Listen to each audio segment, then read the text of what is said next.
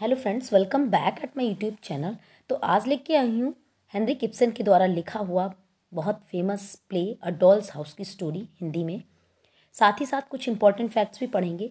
तो सबसे पहली चीज़ ये कि ये जो प्ले है 3 एक्ट प्ले है।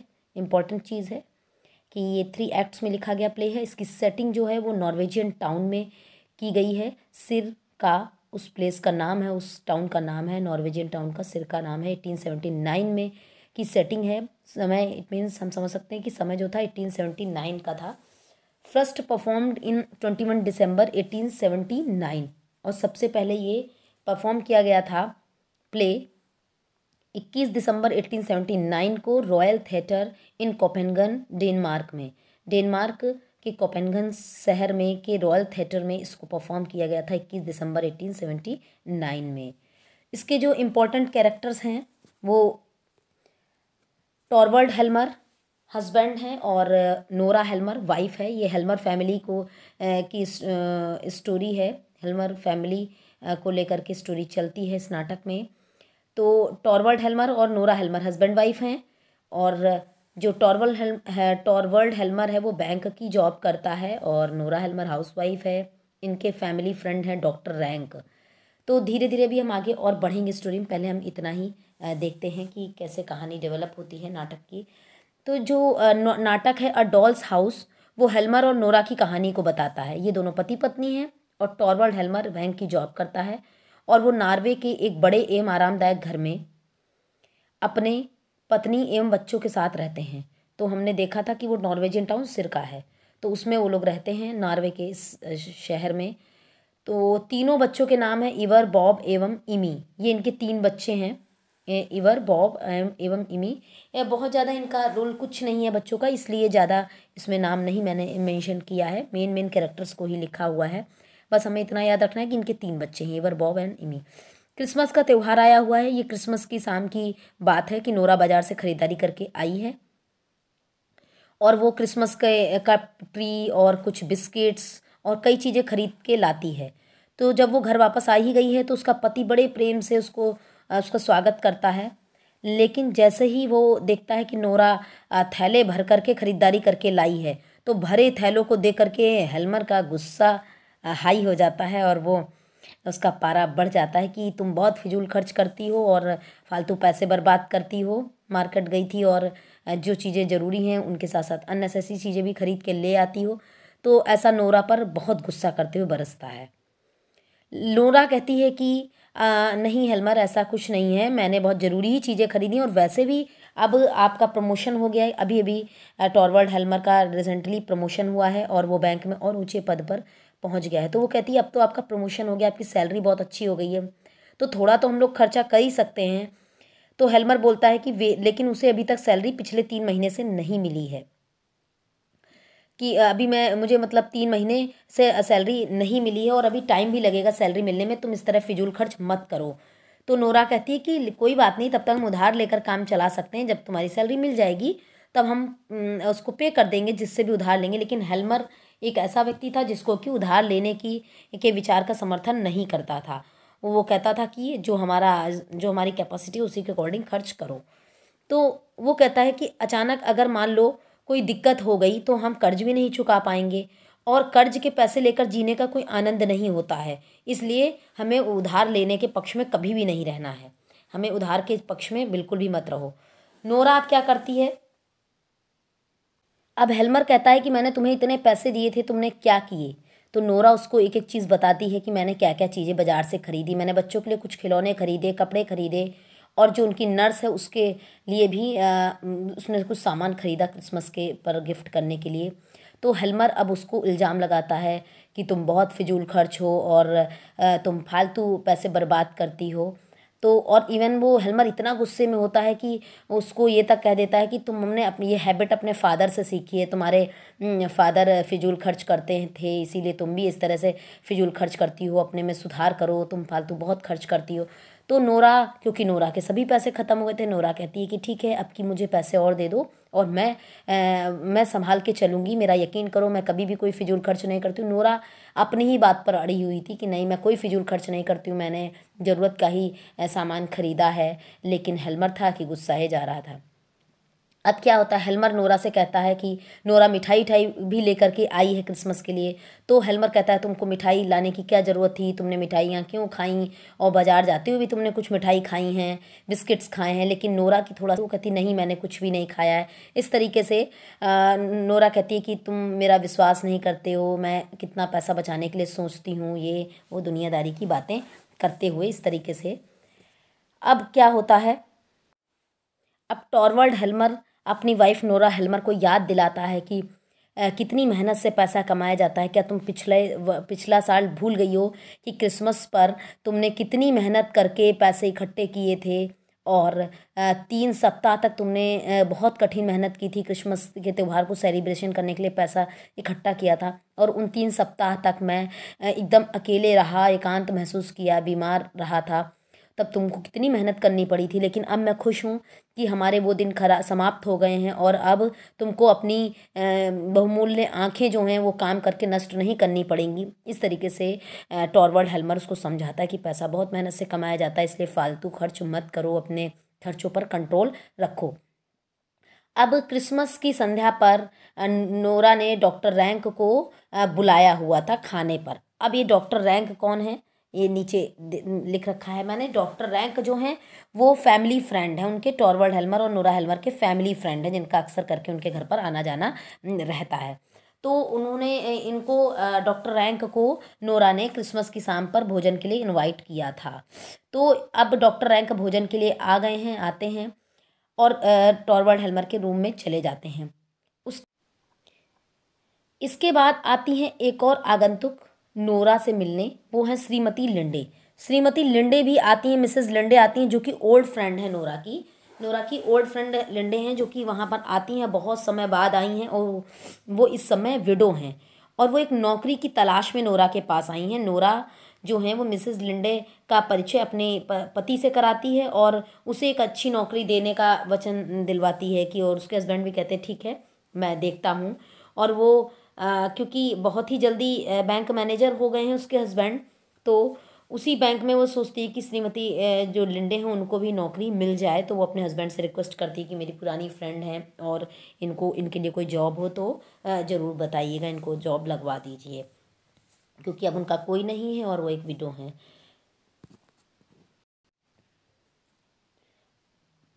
अब कहानी आगे बढ़ती है।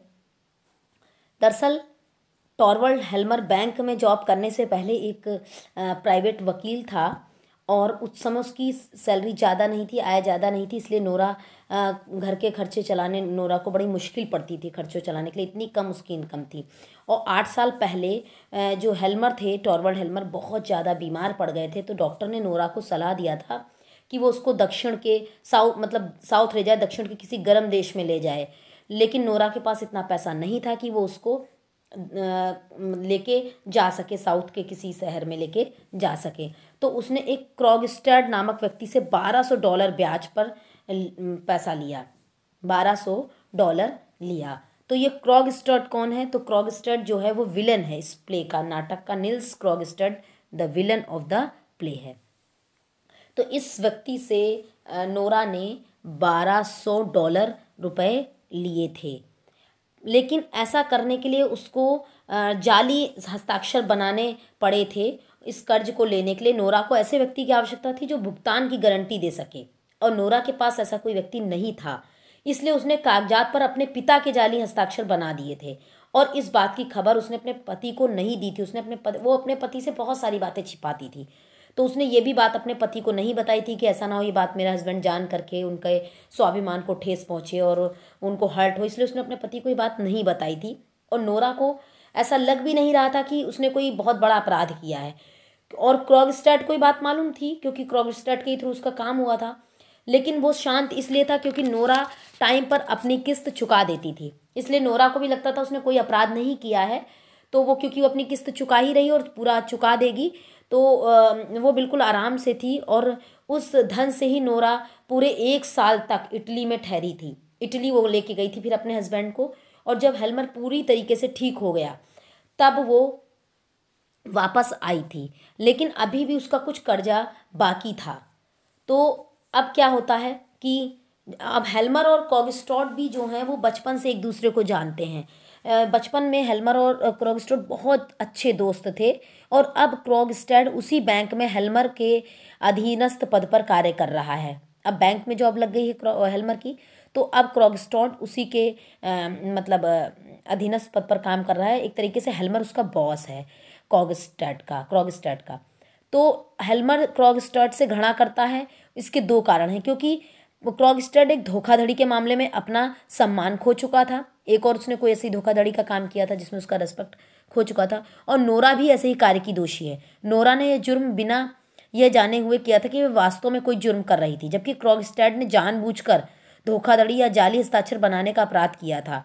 क्रोगस्टेड सौभाग्यशाली था कि वह सजा से बच गया था। हेल्मर क्रोगस्टेड के अपराध के विषय में जान चुका था तथा उसने क्रोगस्टेड के विरुद्ध खराब धारणा बना ली थी। हेल्मर का क्रोगस्टेड को नौकरी से निकालने का एक और कारण भी था कि क्रोगस्टेड हेल्मर से इस प्रकार बात करता था जैसे वो उसका बहुत ही खास दोस्त हो, जबकि हेल्मर के अंदर ईगो था कि मैं बॉस हूँ तो मुझे बॉस की तरह बात कर, लेकिन क्रोगस्टेड के दिमाग में था कि हम लोग बचपन से दोस्त हैं, तो वो उसी तरीके से बात करता था। हेल्मर को ये बात बिल्कुल पसंद नहीं आती थी कि एक बदनाम व्यक्ति उससे इस प्रकार का व्यवहार करे जैसे वो उसके बराबर का हो। हेल्मर को अभी तक अपनी पत्नी के दोनों कार्यों का पता नहीं था। मतलब टॉरवल्ड हेल्मर को बिल्कुल भी नहीं मालूम था कि उसकी पत्नी ने उसके क्रोगस्टेड से ही धन उधार लिया था और उसने अपने पिता की जाली हस्ताक्षर बनाए थे। ये दोनों ही बातें टॉरवल्ड हेल्मर को बिल्कुल भी नहीं पता है कि उसकी पत्नी ने कैसे इस पैसे का अरेंजमेंट किया था और क्या क्या किया था। अब क्या होता है,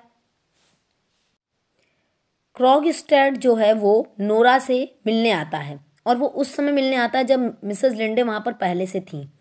तो क्रोगस्टेड को देखकर मिसेस लिंडे ने नोरा को बताया कि वह और क्रोगस्टेड एक समय प्रेमी थे।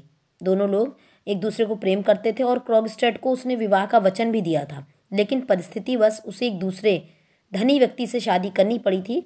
लेकिन कुछ समय बाद उसका भी विवाह हो गया तथा बच्चे हो गए। कुछ समय के बाद उसकी पत्नी मर गई। इट मीन्स क्रोगस्टेड की जो मिसेस लिंडे थी उन्होंने रईस आदमी शादी कर ली और थोड़े दिन बाद क्रोगस्टेड की भी शादी हो गई थी और उसके बच्चे हो गए थे, लेकिन उसकी वाइफ की डेथ हो गई थी और अब वो भी एक विधुर है। तो श्रीमती जो लिंडे थी उनके भी पति का देहांत हो गया था और वो भी एक विडो थी, लेकिन उनके कोई बच्चा नहीं था। तो लिंडे के कोई बच्चा नहीं है, उनके भी हस्बैंड एक्सपायर हो गए और क्रोगस्टेड की वाइफ भी एक्सपायर हो गए और उनके बच्चे हैं। एक दूसरे को देखते ही वे पहचान लेते हैं, परंतु ऐसा कोई आभास नहीं देते हैं कि वो एक दूसरे के घनिष्ठ रह चुके हैं। तो क्रोगस्टेड और हेल्मर से प्रार्थना करने आया था कि वह उसको नौकरी से ना निकाले। क्रोगस्टेड वहाँ पर इसलिए आया था हेल्मर से रिक्वेस्ट करने कि वो उसको जॉब से ना निकाले। अब क्या होता है, हेल्मर क्रोगस्टेड को कोई आश्वासन तो नहीं देता है कि वो उसको नौकरी से नहीं निकालेगा, लेकिन अब क्रोगस्टेड के पास एक ही रास्ता था। वो अपना लास्ट विपन था उसका प्रयोग करता है कि वो नोरा से अकेले में मिलता है और उससे कहता है कि वो अपने प्रभाव से कुछ भी ऐसी ट्रिक करे कि वो अपने पति को रोके कि वो उसे उस नौकरी से ना निकालने पाए। और वो ये भी बोल देता है, स्पष्ट कह देता है कि अगर वो अपने इस एफर्ट में फेल हो जाती है, अगर नोरा ऐसा करने में असफल हो जाती है, तो वो धन उधार लेने और डुप्लीकेट जो हस्ताक्षर बनाए थे उसने उसकी जानकारी उसके पति को दे देगा और दूसरे लोगों को भी बता देगा। ऐसा क्रोगस्टेड नोरा से कहता है। तो नोरा अब अपने पति से प्रार्थना करती है कि वो क्रोगस्टेड को नौकरी से ना हटाए, लेकिन हेल्मर जो था वो हठी आदमी था, उसने उसकी प्रार्थना को अस्वीकार कर देता है और क्रोगस्टेड को नौकरी से निकालने का नोटिस भेज देता है। अब क्या होता है, जो अपनी नौकरी से निकाले जाने का लेटर जब क्रोगस्टेड को मिलता है तो वो बदले पर उतारू हो जाता है। अब वो नोरा से एक दूसरे प्रस्ताव के साथ मिलता है और वो कहता है कि नोरा देखो, मेरे को नौकरी से नहीं निकाला जाना चाहिए और साथ ही साथ मेरा प्रमोशन भी होना चाहिए, क्योंकि जो मेरे नाम के साथ बदनामी वाला कलंक लग गया है, वो धोखाधड़ी का जो इल्ज़ाम लगा हुआ है वो हट जाए। तो अगर तुम्हारे हस्बैंड ऐसा नहीं करते हैं तो मैं तुम्हारे हस्बैंड को और दूसरे लोगों को सारी बातें, तुम्हारी दोनों चीज़ें बता दूंगा कि तुमने मुझसे धन उधार लिया था और अपने पिता के जाली हस्ताक्षर बनाए थे। अब क्या होता है, वो नोरा को इस तरह से ब्लैकमेल करने की कोशिश करता है और तुम दोनों पति पत्नी के बीच में कठिन परिस्थितियां खड़ी हो जाएंगी। अब वो नोरा को वो पत्र भी दिखा देता है जिसमें नोरा और उसके बीच में धन के लेन देन को लेकर के मतलब बातचीत हुई थी, उधार को लेकर के। लेकिन नोरा उसकी कोई भी सहायता करने में असमर्थता प्रकट करती है कि भाई मेरा हस्बैंड कुछ मानता नहीं, मेरी बात नहीं सुनता है, मैं तुम्हारे लिए क्या करूँ, मैं कुछ नहीं कर पा रही हूँ। तो क्रॉगस्टेड क्या करता है, उस लेटर को हेल्मर के बॉक्स में डालकर चला जाता है, जिसमें कि उन दोनों के बीच में पैसा लेन देन की बात हुई थी। अब आगे ये होता है कि नोरा सारी बातें फिर बहुत परेशान होती है, तो अपनी फ्रेंड मिसेस लिंडे को सारी बात बताती है। अब मिसेस लिंडे कुछ सोचती हैं और अपने पुराने प्रेम संबंधों के कारण वह भी क्रॉगस्टेड को प्रभावित कर सकती हैं, क्योंकि लिंडे को भी पता चल गया कि क्रॉगस्टेड की वाइफ एक्सपायर हो चुकी हैं और उसके भी हस्बैंड नहीं हैं। तो अब जब यद्यपि कि युवावस्था में उसने क्रॉगस्टेड को धोखा दे दिया था, लिंडे ने, मिसेस लिंडे ने क्रॉगस्टेड को धोखा दिया था, लेकिन मिसेस लिंडे क्रॉगस्टेड से मिलती हैं और सबसे पहले उन परिस्थितियों के विषय में बात करती हैं जिनके कारण वह उससे विवाह नहीं कर सकी थी। फिर वह यह भी कहती है कि विधवा होने के बाद उसका जीवन उद्देश्यहीन हो गया है, अतः यदि उसे स्वीकार हो तो वह उससे शादी करने को तैयार है। तो मिसेस लिंडे क्रॉगस्टेड से कहती हैं कि अगर वो राजी हो तो वो उससे अब शादी करने को तैयार है और तुम भी अकेले हो, मैं भी अकेली हूँ। तो क्रॉगस्टेड ये सुनकर के बड़ा खुश हो जाता है। तो वह न केवल प्रस्ताव स्वीकार कर लेता है बल्कि हेल्मर को अपना लिखा हुआ जो उसने लेटर था उसको भी वापस लेने को तैयार हो जाता है। तो इस तरीके से मिसेस लिंडे नोरा की हेल्प कर देती हैं, परंतु मिसेस लिंडे जो थी वो अपना विचार बदलती हैं और वह कहती हैं कि हेल्मर की जानकारी में सारी बात आ जाने दो, ताकि पति पत्नी आपस में बातचीत करके कोई स्थायी हल ढूंढ निकालेंगे और एक दूसरे के विश्वास पात्र बन जाएंगे। ऐसा मिसेस लिंडे कहती हैं, क्योंकि कोई जो सच्चाई है वो एक ना एक दिन सामने आ जाएगी, इससे अच्छा है अभी आ जाने दो।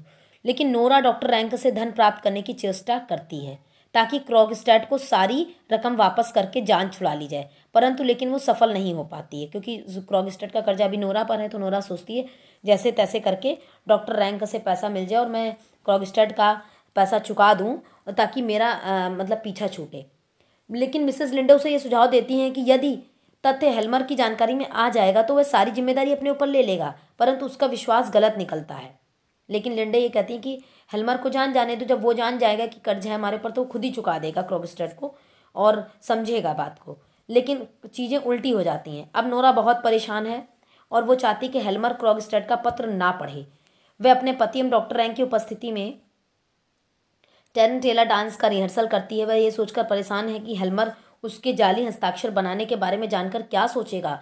वो सोचती है कि संपूर्ण दोष अपने ऊपर ले लेगी और संपूर्ण दोष वो अपने ऊपर ले लेगा। इट मीन्स हेल्मर अपने ऊपर सारा दोष ले लेगा और उसे बचा लेगा, और वह उसको परेशानी में डालना नहीं चाहती है। अब उसको ये लगता है कि सब इससे अच्छा है कि हेल्मर उस लेटर को पढ़े क्रॉगस्टेड के भेजे हुए, जिसमें उसकी सच्चाई सामने आए, उससे पहले मैं आत्महत्या कर लूँ तो बेहतर होगा। अब आगे क्या होता है, हेल्मर क्रॉगस्टेड का लेटर पढ़ लेता है और वो ये जानकर बहुत ज़्यादा गुस्से में हो जाता है कि नोरा ने क्रॉगस्टेड से धन लिया था और जाली हस्ताक्षर भी किए थे। नोरा को वो कड़े शब्दों में डांटता है और उसको पाखंडी और झूठी कहता है, और नोरा को अपनी स्थिति स्पष्ट करने का कोई अवसर नहीं देता है, कोई सफाई देने का मौका नहीं देता है। वो कहता कि यदि ये बात सबको मालूम हो गई तो उनकी बदनामी होगी और हो सकता है उसे नौकरी से भी हाथ धोना पड़े। नोरा हेल्मर के व्यवहार को देखकर दंग रह जाती है, क्योंकि भाई आखिर पैसा तो उसने हेल्मर के ही लिए लिया था, लेकिन हेल्मर ने जरा सी भी उसके लिए सिंपैथी नहीं दिखाई और ना ही जरा भी समझने की कोशिश की। उसने सोचा था कि हेल्मर क्रॉगस्टेड की धमकी का दृढ़ता से सामना करेगा तथा सारी जिम्मेदारी अपने कंधे पर ले लेगा और उसे बचाएगा। लेकिन उसने क्या किया, उसको बुरी तरह डांटा फटकारा और दोषी ठहराया। अब लेकिन जब मिसेस लिंडे देखती हैं कि यहाँ पर चीज़ें उल्टी हो गई हैं और हस्बैंड वाइफ के बीच बहुत बड़ा डिस्टेंस खड़ा हो गया, बहुत बड़ा झगड़ा खड़ा हो गया, तो मिसेस लिंडे क्रॉगस्टेड को बोलती हैं कि अब तुम ऐसा करो, दूसरा लेटर लिखो हेल्मर को और उसमें माफ़ी मांगो हेल्मर से और ये चीज़ बोलो कि ये सारी बातें गलत हैं, मैंने गलत इल्ज़ाम लगाए थे। तो क्रॉगस्टेड राजी हो जाता है और दूसरा पत्र हेल्मर को लिखता है, टॉरवर्ड हेल्मर को, उसके पति को। अब जब दूसरा पत्र हेल्मर क्रॉगस्टेड का दूसरा पत्र पढ़ता है, उसके बाद उसने जो नोरा को धमकी दी थी क्रॉगस्टेड ने, उसके लिए क्षमा मांगता है और अब दूसरे शब्दों में एक तरीके से खतरा समाप्त हो जाता है। क्रॉगस्टेड और नोरा के जाली हस्ताक्षर बनाने के मामले को लोगों में ले जाने के विचार को भी छोड़ देता है। क्रॉगस्टेड कहता है मैं अब किसी कुछ भी नहीं बताऊंगा, कोई बात ही नहीं है, कुछ नहीं है। हेल्मर इस पत्र को पढ़कर बहुत खुश हो जाता है और नोरा से कहता है कि उसने उसे क्षमा कर दिया है। हेल्मर नोरा से कहता है कि उसने उसे क्षमा कर दिया है, उसे डरने एवं चिंता करने की कोई ज़रूरत नहीं है और वह उसे पहले की तरीके से प्रेम करेगा और उसकी रक्षा करेगा। परंतु अब नोरा का उसके पति से पूरा मोह भंग हो गया था।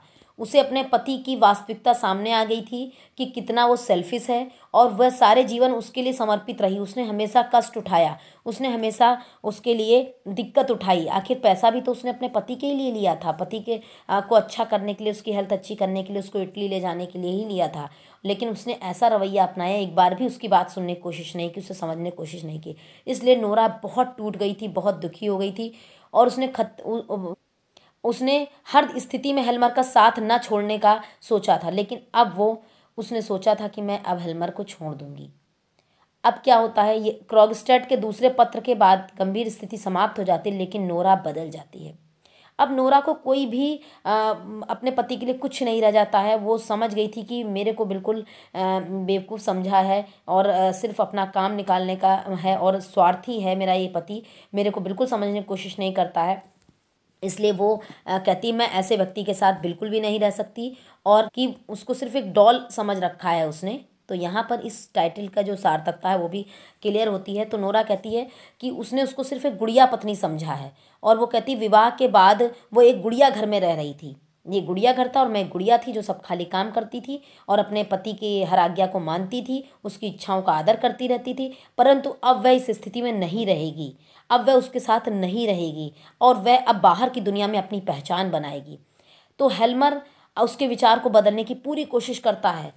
वह चाहता है कि नोरा घर ना छोड़े, परंतु नोरा ने दृढ़ निश्चय कर लिया है, और वह हेल्मर से विवाह के समय दी गई अपनी अंगूठी वापस ले लेती है और घर से बाहर चली जाती है।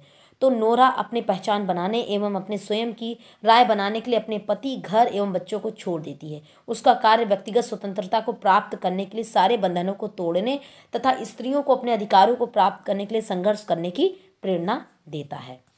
तो ये थी story a doll's house written by Henrik Ibsen. I hope guys आपको बहुत अच्छी लगी होगी और समझ आई होगी पूरी कहानी। सो अगर अच्छी लगी हो और अच्छे से कॉन्सेप्ट क्लियर हो गए तो please give the thumb of like, as well as if someone is watching my channel first time, don't forget to subscribe it so that you can get such type of videos timely as I upload. So thanks for watching. We'll meet you again with next video.